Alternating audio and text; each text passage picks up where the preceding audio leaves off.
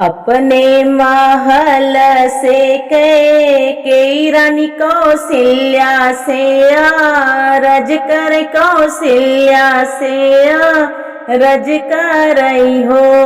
बहिनी काऊ तोहरे मह कई महलिया पलंगिया के ऊपर पलंगिया के ऊपर हो।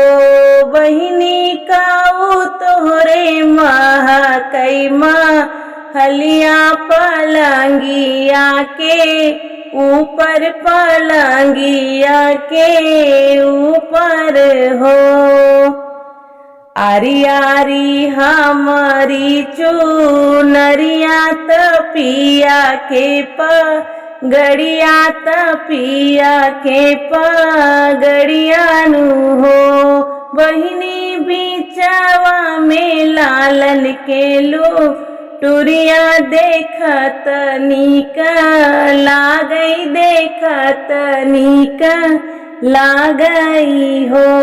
बहिनी बिचवा में लालन के लो टुरिया देखत नीक लागई देखत नीक लागई हो।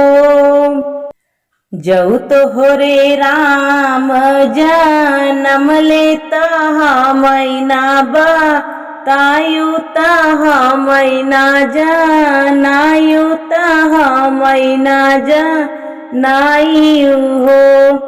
सासू के पठए नौवा ननद जी के बरिया ननद जी के बरियाई हो। बहिनी तोहा कानन पियवा गईले तू केस नाही आयु तू केस नाही आयु हो।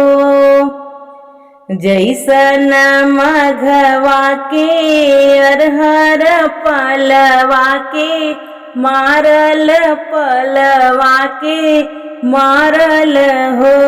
बहिनी वैसन जियराहा मार बदियवा के जन्मल बदियवा के जन्मल हो।